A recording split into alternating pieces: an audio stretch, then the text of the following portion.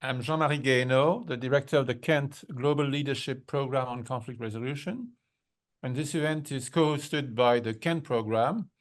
And I'm glad to acknowledge the presence in the audience of our generous donor, Muhtar Kent. And it is co-hosted by the Institute of Global Politics at SIPA, whose faculty advisory board is chaired by Hillary Rodham Clinton, who among many distinguished positions in public service served as the 67th Secretary of State and is now a professor of international and public affairs at Columbia SIPA. We are very honored, Madam Secretary, that you have agreed to moderate this panel. We are all committed to prevention, and we felt it was important to organize a panel on the Horn of Africa at a time when the situation could get much worse, and it's already quite bad.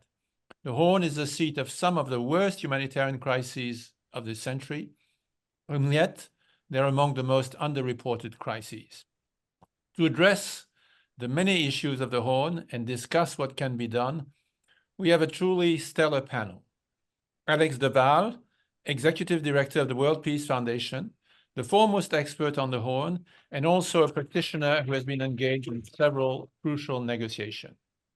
Mulugeta Gebrehiwot, a rebel fighter for 15 years, before heading the Ethiopian Disarmament and Demobilization Commission and contributing his experience in several negotiations.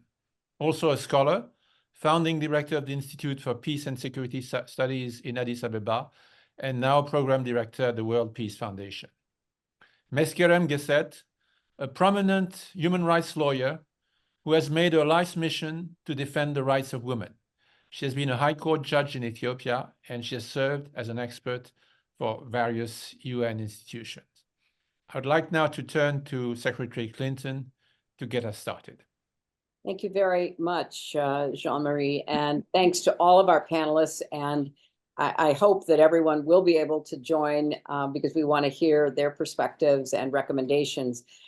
But Alex, let me start with you. As we've just heard, you have acquired so much experience and expertise in this region, the Horn of Africa.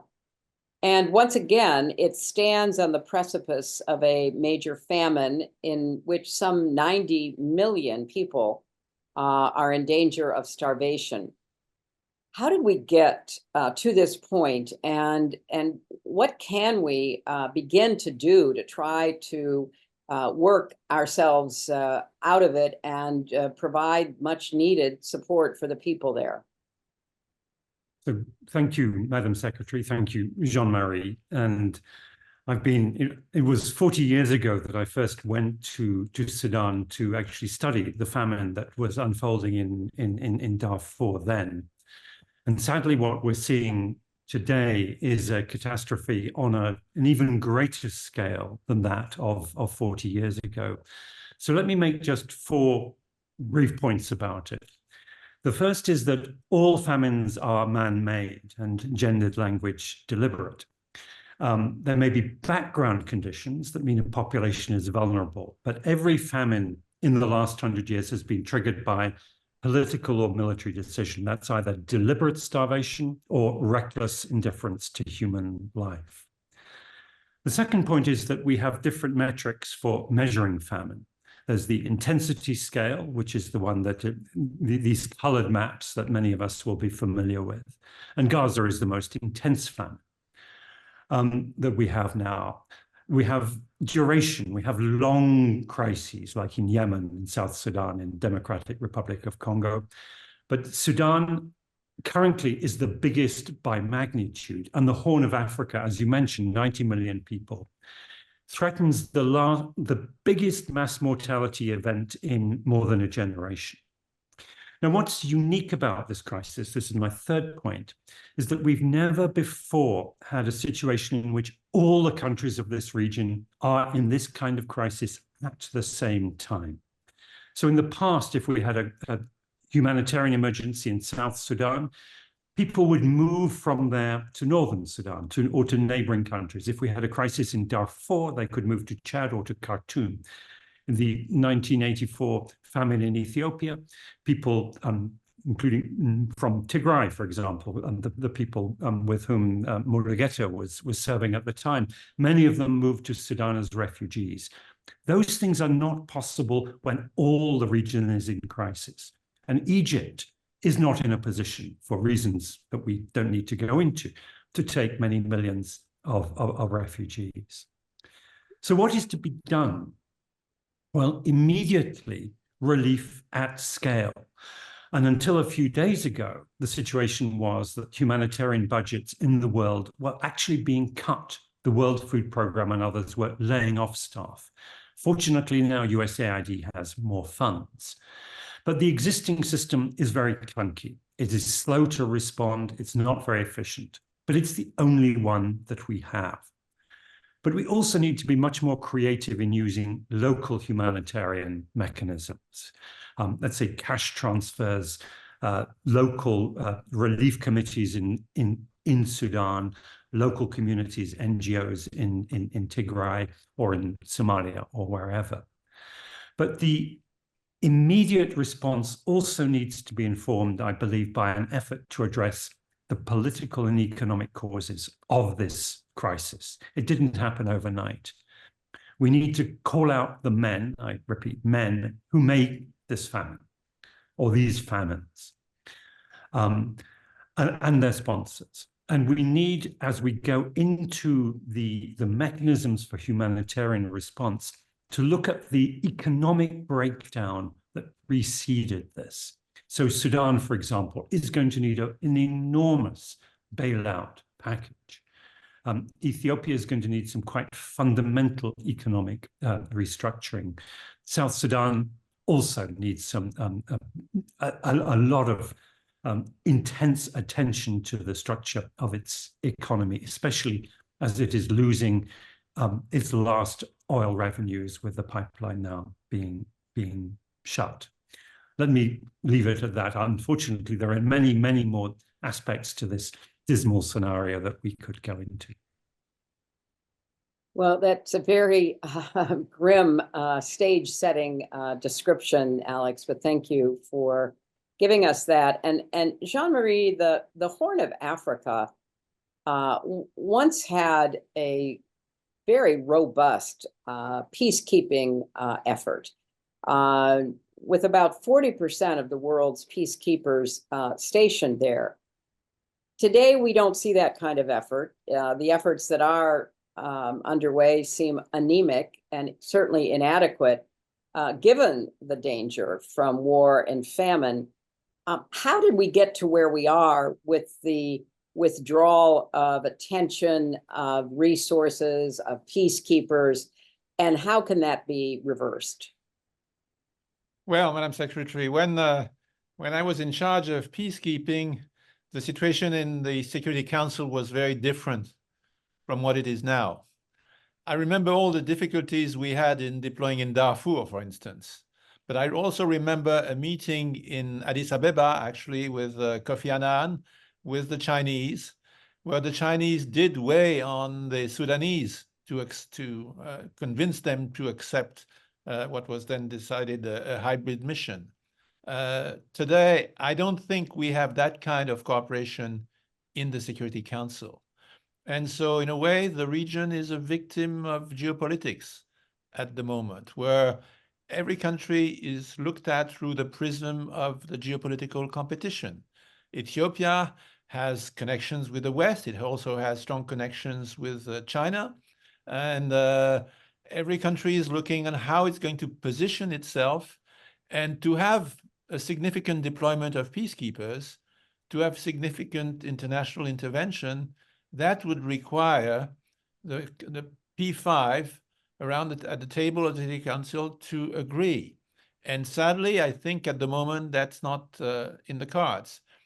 And that is also further complicated by the fact that the differences, the divisions among the P5, in a way, empower regional actors who don't necessarily want to support a peace process. And so the divisions of the P5, they turn into divisions, into regional divisions too.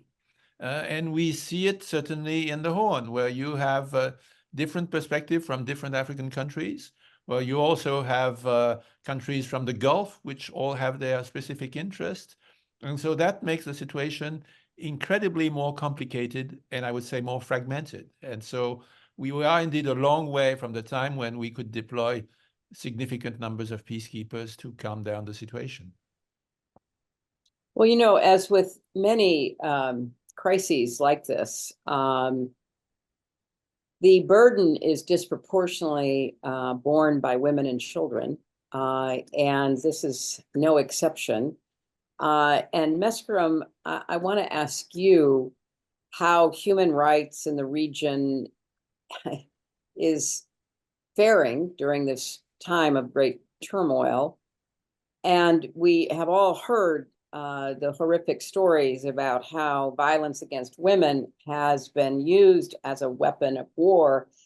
And if you could perhaps describe the situation across the countries of the Horn, and what more could the international community do? We just heard quite discouragingly from Jean-Marie, but very realistically, we're not likely anytime soon to get peacekeepers. What could be done to try to confront, deal, and limit, eventually eliminate these kinds of abuses? Thank you. Thank you very much, Madam Secretary. Thank you also, Jean-Marie and the SIPA team. It's really a pleasure to be part of this important conversation. Well, unfortunately, the human rights situation has not been very good. The crisis in the Horn of Africa is basically, in my view, a human rights crisis in itself, be it a food crisis or a peace crisis. It has taken a huge toll on the protection of human rights across the region. We have seen that, for example, the peace crisis in Ethiopia, South Sudan, has violated not only the right to peace in itself, but also a range of fundamental human rights have been violated. The armed conflicts in these countries, the most recent ones, have been characterized by appalling atrocities and grave human rights violations.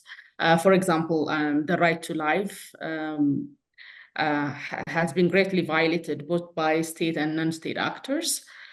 We have seen thousands and hundreds of cases due to extrajudicial killings, summary executions, indiscriminate or targetful attacks against civilians that really costed the life of many in these countries.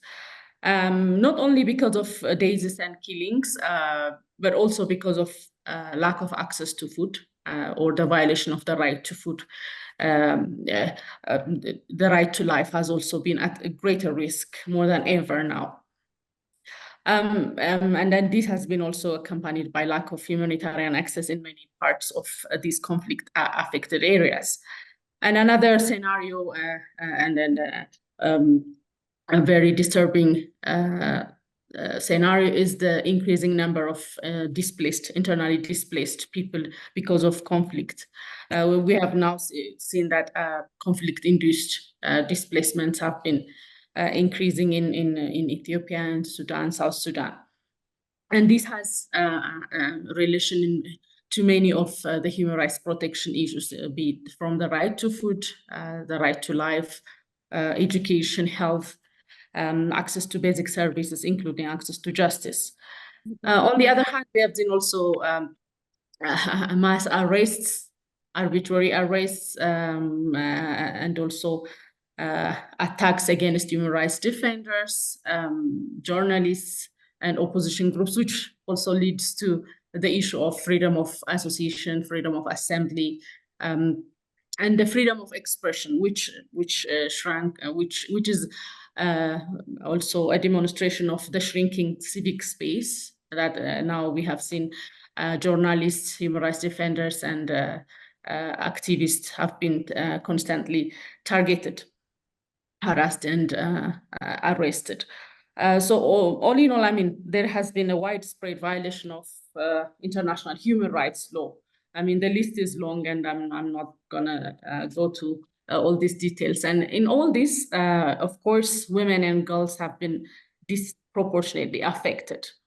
And what is sad is also gender-based violence or sexual violence being used as a weapon of war.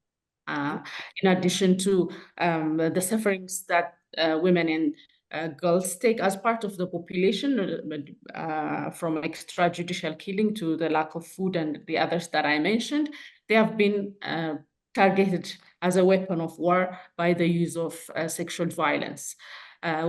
Their bodies have been systematically used as part of military tactics by parties to the conflict. And we have seen this in Ethiopia, Sudan, South Sudan.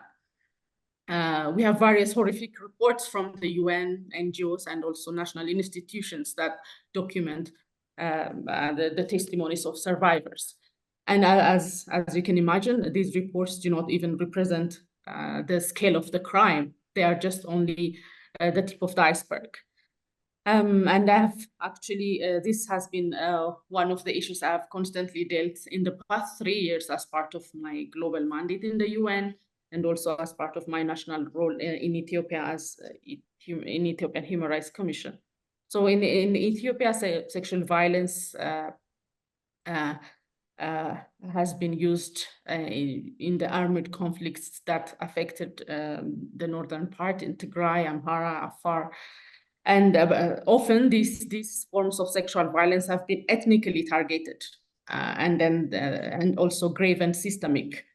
We have also seen rape, but beyond attempted rape, slavery, sexual slavery, forced pregnancies, all being used as military tactics. And the same goes for Sudan. Rape and other forms of gender-based violence are the defining features of the ongoing Sudan war. Women and girls have been raped multiple times, often in front of their families, and this is done tactically to humiliate them, to destroy their dignity, break their will, and also humiliate the communities they are part of.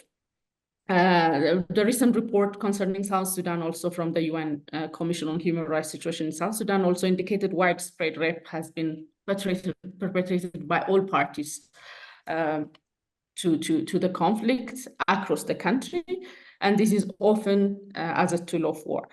So we have all this evidence that sexual violence, gender-based violence is being used as a tactic of war. And what is going forward, what needs to be done is, in my view, accountability is key to end this cycle of conflict-related sexual violence. Impunity has been part of the big problem. In cases of the Sudan, South Sudan, Ethiopia that I mentioned, we have seen that conflict-related sexual violence has been fueled by systemic impunity, and this has to end. We need a major shift from a culture of impunity to a culture of accountability. And this is where the international community should come in, and also this is where the role of the state is also required. Of course, states bear the primary responsibility to prevent conflict-related sexual violence. And this is by showing compliance to the international human rights law or international law that is relevant to prevent conflict-related sexual violence. So it's very important to deliver justice and accountability, a remedy to survivors, holding all implicated individuals, and prosecution, and mechanisms for effective remedy.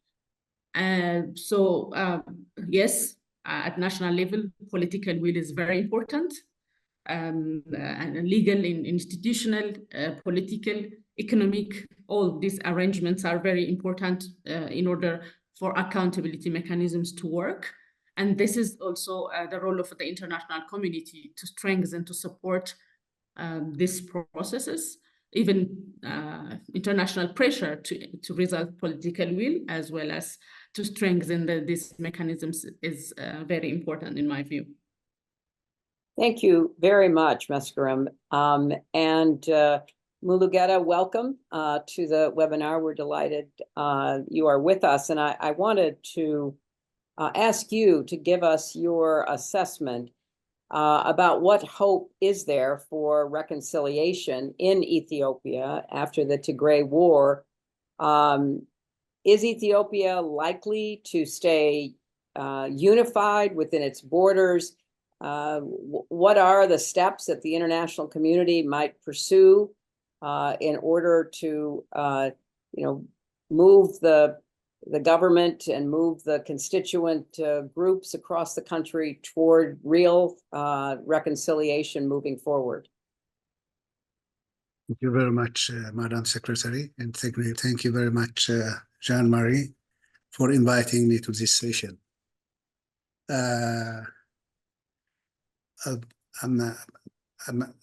When I move around, I was not seeing Ethiopia being an agenda. And then I used to say to my colleagues, when people talk about the Horn of Africa, why do they forget the big elephant in the room? I mean, it's the biggest population in the Horn of Africa. And when it gets right, it is a country that has the most effect in stabilizing the region. So when it gets it wrong, then the reverse happens.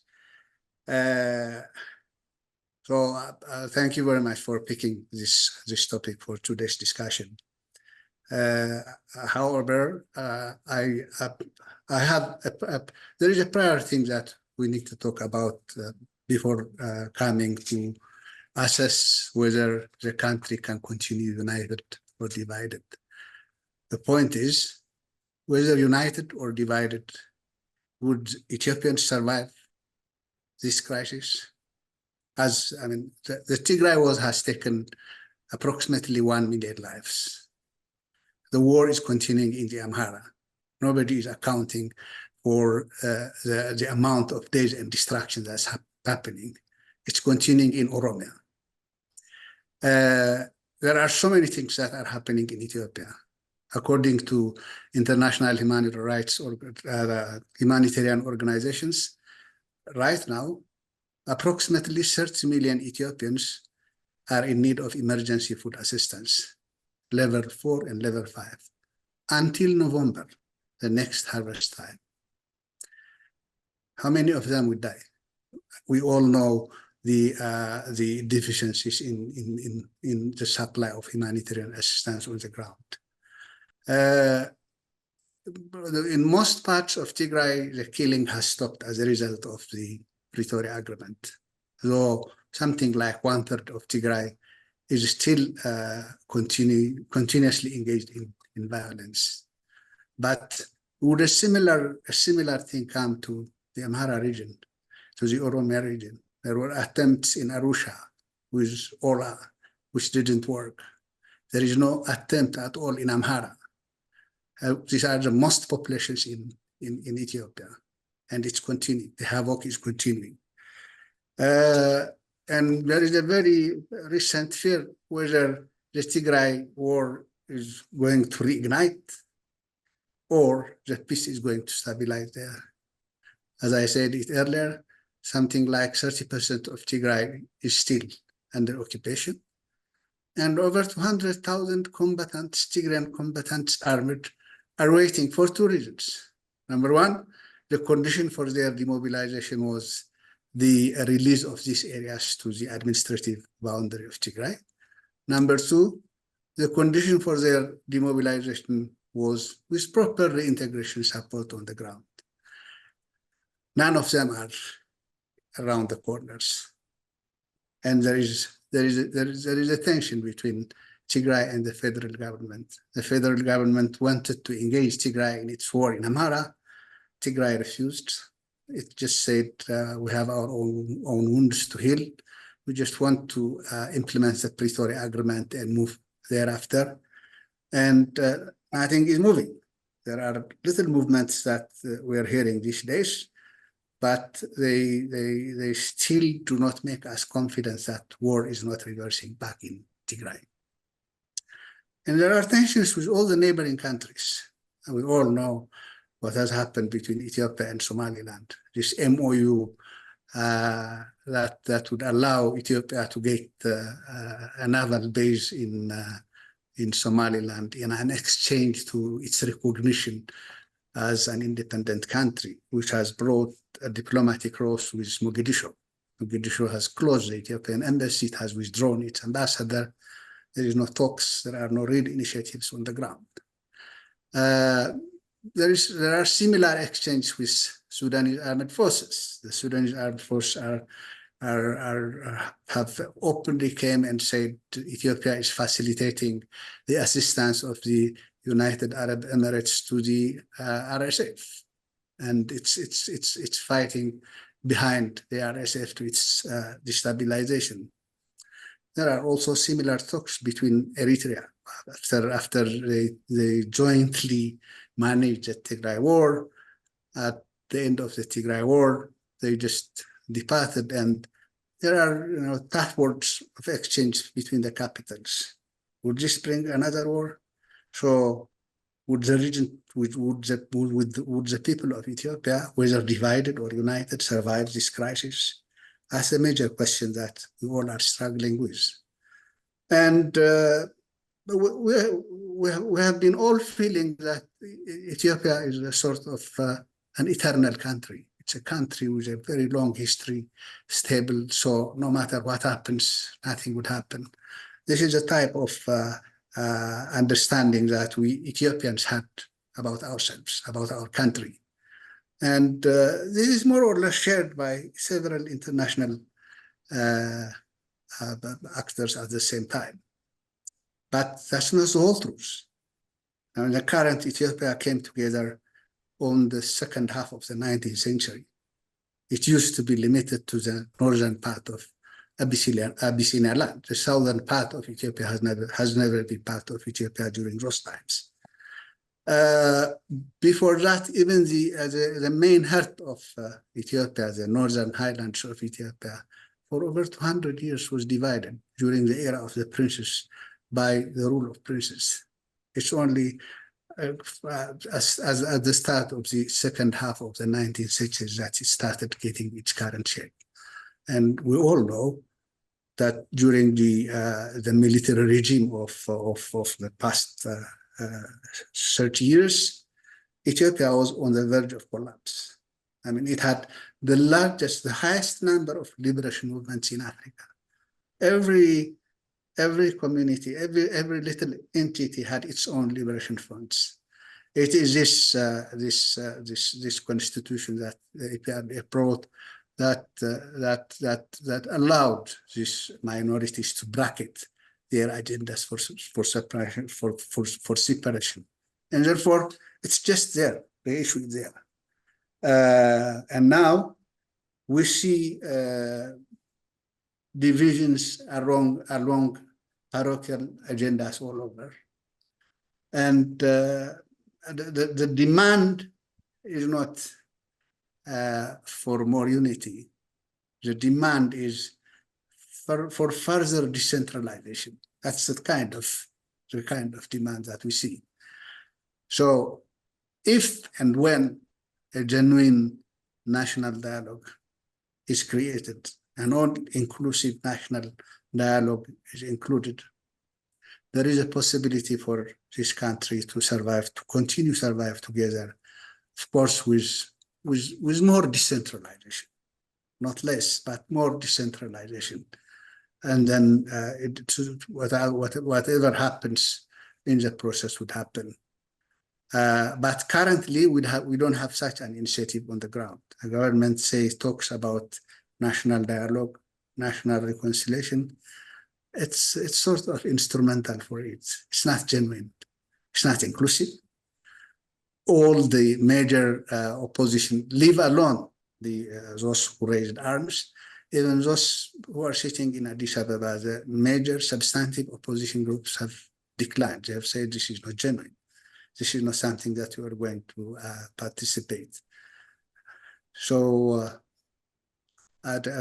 my last point is, unless something has brought such an initiative together on the ground, then it's very likely that Ethiopia could end the same as Yugoslavia.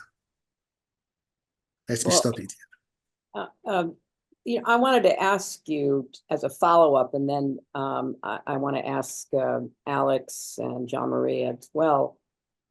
What are the goals, as you see them, of the foreign interests that are very actively involved in Ethiopia? They're involved in Sudan. They're, involved in Somalia. We have different nations playing proxy roles.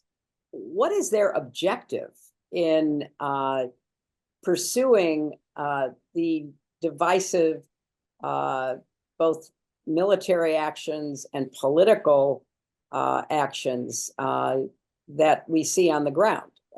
Where is this headed, in your opinion? Will you just answer that first, Mulugeta? Then I want to go to Alex to answer it, because when you talk about there's really no force at work to try to create or leverage a genuine inclusive national dialogue, but there are forces from the outside that are quite active in undermining such a dialogue. But what is their goal? I mean, I would love to understand it better. Well, at times, this is something that we regularly raise. At times, we ourselves get lost because we say, this approach doesn't serve their interests. Apparently, it looks like they have an interest in controlling the western side of the Red Sea. And therefore, their major interests, the UAE's major interest in Ethiopia is, controlling Ethiopia via Ethiopia, accessing the northern Ethiopia part and the southern Ethiopia parts of the Red Sea, having a major influence there. They're pushed out from Djibouti. They used to be the ones who have been running the port of Djibouti for a reasonably longer period of time. And then Djibouti opted out of this arrangement. They have had some role in Yemen. They are out. The coalition didn't continue until the last end. They just remained with a small group that intends to separate Yemen as it used to be. And we see in Sudan it's aligning with RSF, and Ethiopia is being pushed to be instrumental in serving UAE's interests in Sudan. Just compromising its fundamental interests that it has been nurturing for the last 30 years. So possibly this is interest that's pushing them, controlling the western side of the Red Sea, seeing themselves relevant in the region as an important power player in the region, this kind of things. But they don't work. There is no way that they could succeed through this process, but they're taking the region down to its barren place. Alex, what is your assessment of the objectives of all these players? And do you think there's any way that the African Union or any other international organization could play an active role in the face of such determined divisiveness, both domestic and foreign? So let me start actually by taking us back to an agreed principle at the point when South Sudan seceded, became independent from Sudan, when you were Secretary of State. And the principle that was accepted by both sides was that there would be two viable states, Sudan and South Sudan. And at the core of that was economic viability. And at the core of that economic viability was oil. Oil was in South Sudan, and it was pumped for export through Northern Sudan. So one would assume two things. First of all, there was a common interest between Sudan and South Sudan in keeping that oil flowing. And secondly, that they could share that common interest actually and go then to Washington, to the US government, to the Bretton Woods institutions and say, we need debt relief, sanctions relief, developmental assistance. Didn't happen.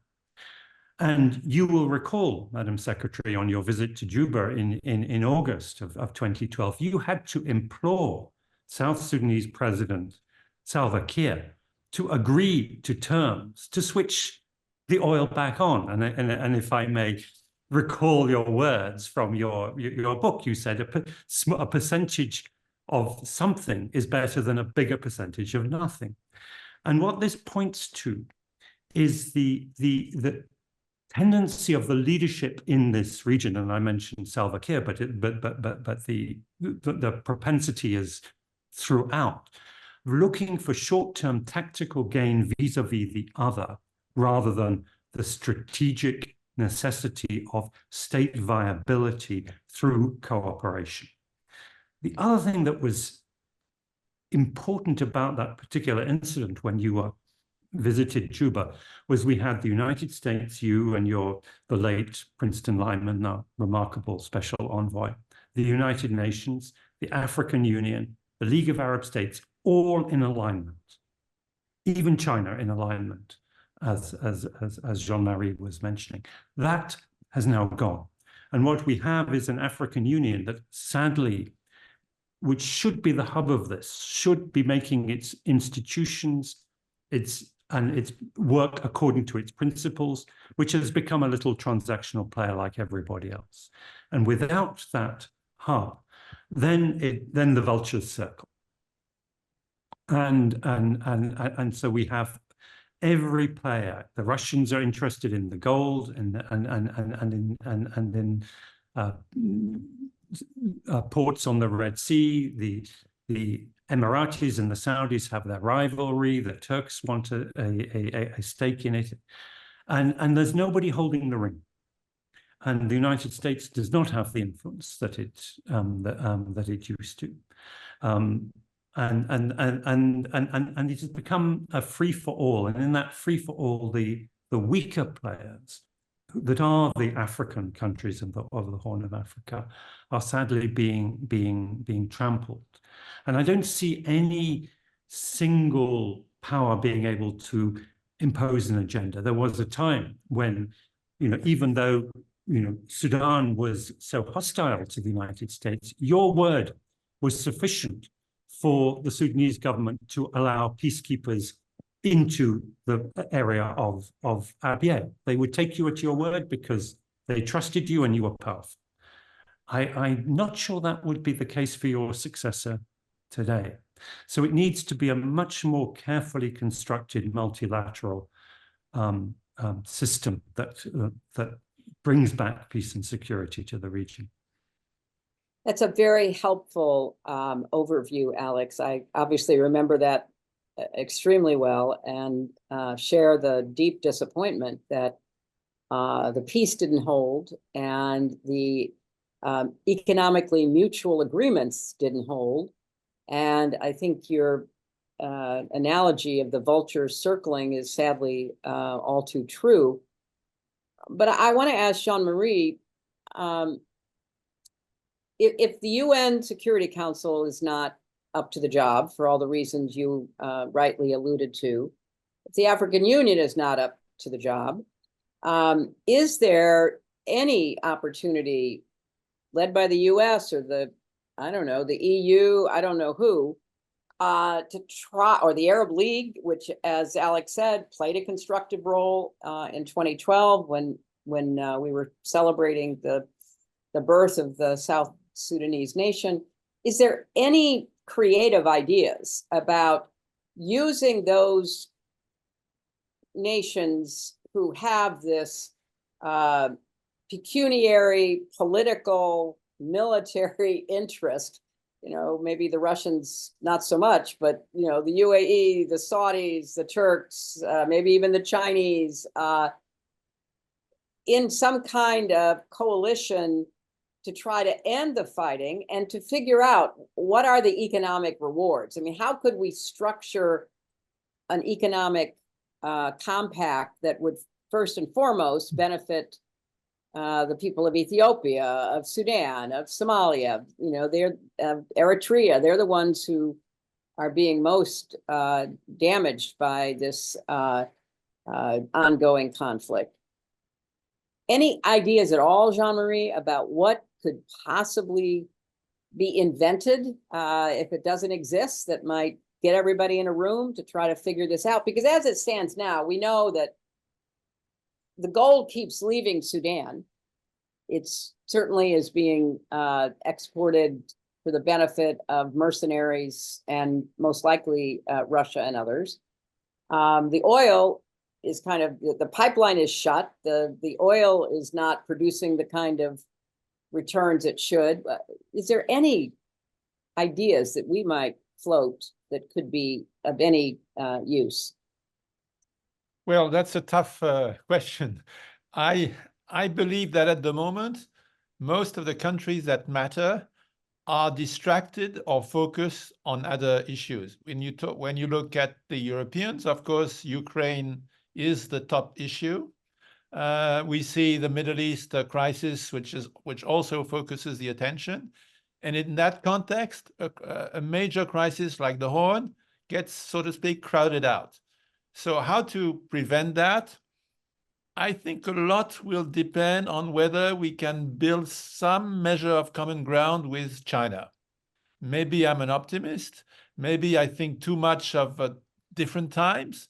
But I think, contrary to Russia, China, as a major global economic power, does not thrive on chaos. It has economic interest in the region. And so if we could cobble some kind of joint understanding between the United States, the European Union, and China, agreeing that letting that region slip into ever greater chaos would be, of course, a humanitarian tragedy, but also an economic problem for all those who have invested there, maybe there is a chance. But at the same time, as you pointed out, Russia benefits from chaos. China doesn't want to distance itself too much from Russia because it doesn't want a defeat of Russia. And so the space for diplomacy has shrunk, including with China. And we see more and more how difficult it is to have an agenda of shared interest with China. I mean, your successor was recently in Beijing, and we saw that the agenda is certainly not as broad as it would have been when you were there. So that's my hope. I think the African Union, in a way, paradoxically, because the seat of the AU is in Addis Ababa, and because Ethiopia is in crisis, and Ethiopia has a lot of influence on the African Union traditionally, but because Ethiopia is in crisis, it will not want the African Union to meddle, so to speak, with its own situation. And so I think the African Union there is also a bit paralyzed. So I don't think there will be an African solution to that African problem, as provocative as the sentence may sound. Thank you for that. You know, we do have some pre-submitted questions that I want to be sure to get to. But before I do that, Meskerem, you hear the very realistic, quite dispiriting assessments about what's possible and what's not. I wanted to give you a chance to, engage in this exercise of thinking about whether there's something that might possibly be tried. I think Jean-Marie's idea, it's certainly worth approaching China, the EU, the US, and through extension, UAE, Saudi, Turkey, because it is, I agree that attention is certainly distracted, but crises have the way of magnetizing attention, whether we want it to or not. And if the situation continues to deteriorate, and we have this level of 90 million potential famine suffering people in the Horn, we have, chaos and all kinds of proxies in there battling away. Maybe there is a way of getting people to get inside a room around a table and talk it through. But Meskerem, what would your thoughts be? Thank you. Oops. Oh, did we lose her? I think we just lost her, yeah. Maybe somebody can try to bring her back. In the meantime, I am going to move to the pre-submitted questions. And this is what I wanted to ask the three of you who are still on the screen with us. You know, Ethiopia's recent move to gain access to the Red Sea by offering diplomatic recognition to Somaliland has obviously angered Somalia. If we just take this one piece of the puzzle, is there some regional solution to Ethiopia's landlocked status that can avoid destabilizing the other countries in the Horn? And you know, let me start with you, Mulugeta, and then go to Alex. Well, thank you very much. This has been a question since Ethiopia lost its access to the sea as a result of the independence of Eritrea. I remember at one point while I was working with IGAD, the issue of landlockedness and the issue of being a transit country, the problems that they come up with has been a major topic. And there were several studies were made on how that should be done, so that should be accessed. It's as a result of this. I'm sure you all remember when the Lamu Port Corridor was agreed between Kenya, Ethiopia, and South Sudan. A sort of a corridor that will be developed through joint investment and be owned jointly by the member countries, so that it resolves the problems of both, the problems of the landlocked countries on one side and the problems of the transit countries on the other side as well. The Kenyans build roads to the port, and all the neighboring countries use those roads without properly investing on those roads. So it was meant to address it. So there are different ways of addressing these problems besides going out of your way and claiming some other countries' ports. So, and for that matter, the last 30 years, Ethiopia has survived, not only survived, but also thrived economically. I mean, the economic growth in Ethiopia before it all fell apart was quite robust without export. So that was enough to tell us that this is not a make or break issue to one country. But there are also ways of addressing the problems in different ways. Some of them are practiced here in Africa. Some of them could be brought from elsewhere. There are ways. Well, Alex, I want you to comment on that, but I'd also really appreciate your opinion about what seems to me to be quite disturbing, and that is how a lot of African leaders are warmly embracing, General Mohammed Hamdan Dagalo, the leader of the Rapid Support Forces in Sudan. And, he's terrorizing Darfur. He has sent literally hundreds of thousands of refugees into Chad. We have a whole trail of death, destruction, rape, and other war crimes. What is the basis for other African leaders to be embracing that? I would appreciate your explaining that. So on the first point, I really don't have much to add. I think I would just say that the Ethiopia's search for a port, which is from a naval base, is a vanity project. It doesn't have an economic or strategic rationale other than that. As to the sort of the embrace of Mohammed Dagalo, known as Hameti, who is undoubtedly responsible for some horrible crimes and ravaging of Sudan. First of all, one has to say that the other side is not innocent either. And they've committed some terrible crimes. And also they failed to respond to his offer to talk.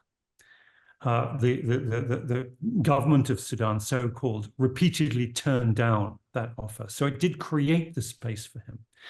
But the other point I would make is that he is quite clearly a client of the United Arab Emirates. And the UAE has a number of other clients in the region.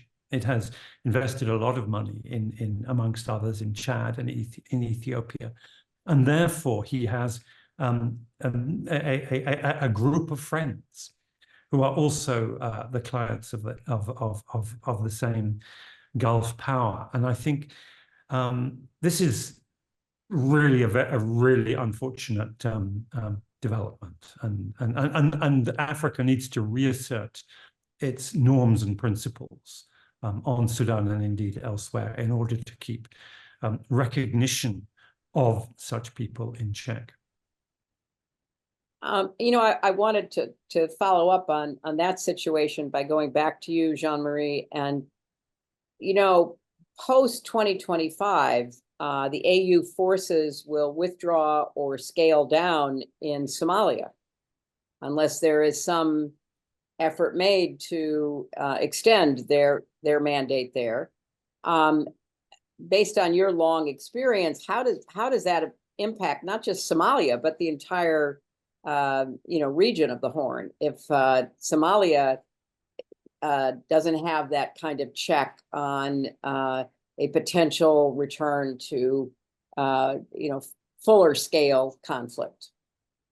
I think in the absence of a solid political agreement in Somalia, and we are far from that, I think the withdrawal of the AU troops is going to be a very dangerous moment for Somalia. And my own recommendation would be to try to extend them a bit. I mean, I've not been to Somalia recently, so I don't know how realistic that would be, but I think it would be wise, because I think otherwise we are going to see in Somalia what we are seeing in Sudan. It's going to be the playground of regional rivalries with with terrible possible human consequences. And what we have to try to prevent is precisely that. We need those countries to not be the victims of conflicting international interference, which is what we are witnessing in Sudan. Well, I hope that your very considered, experienced opinion is heard in the right places, because I agree with your assessment. We are unfortunately nearing the end of well, actually we've gone over time, but we will wrap it up in just a moment. But I want to underscore the importance of the Kent the Global Leadership Program on Conflict Resolution. And Jean-Marie, we are so grateful for your leadership there. And maybe there is some follow-up work that we could do with the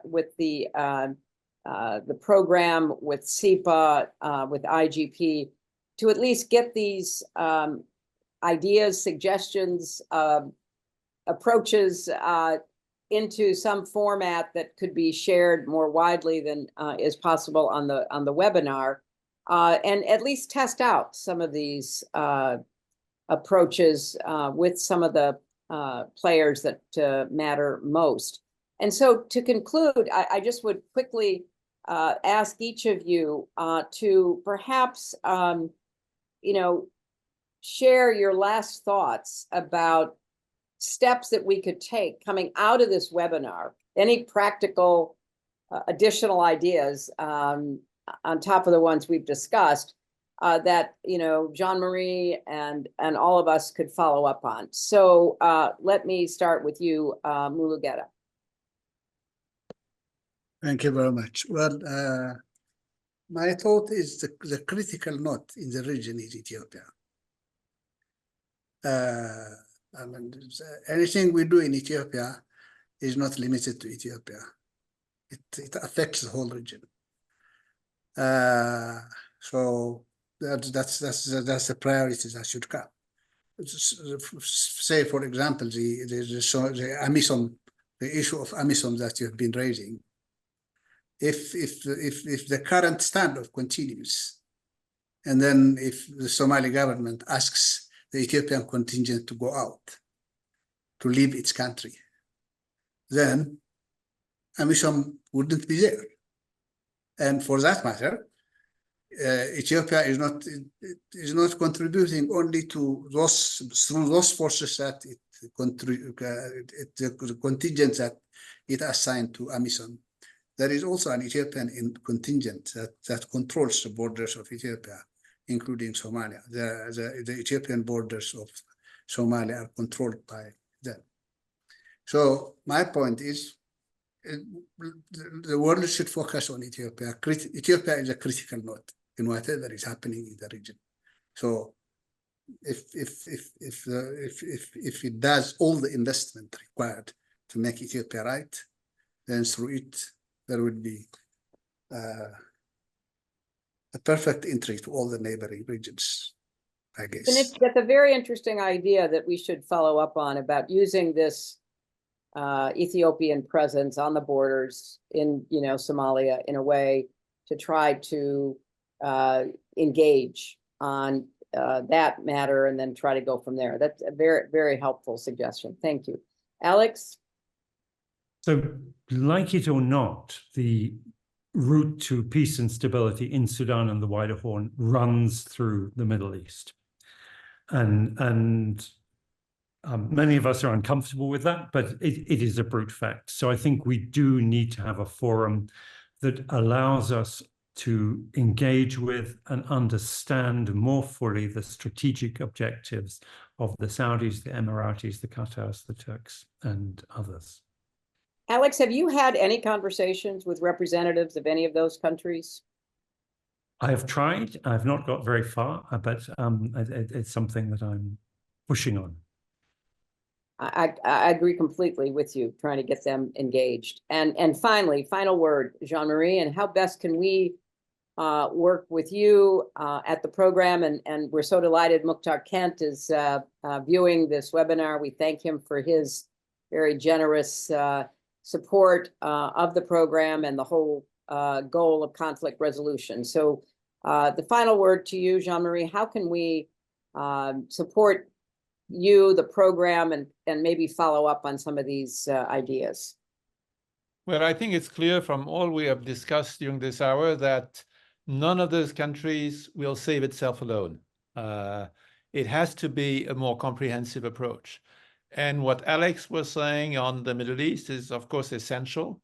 And so I'm thinking in terms of follow-up, I could see how the Institute of Global Politics, the Kent program, we can work together to provide a forum of discussion, not too politicized, where because there are joint interests. At the end of the day, if we want economic prosperity, it's not going to develop out of chaos. I could see how we could provide that forum and try to begin a process where we better understand the goals of each of the players and we begin to adjust them for a constructive solution. And I want to thank you all, and you, Madam Secretary, for engaging so actively in a region that you know well, where you, as a Secretary of State, you made a real big push. I thank you all for this seminar, which I think hopefully will lead to more attention, more work on a region that really deserves it and needs it. So thank you all. Thank you all very much. Thank you.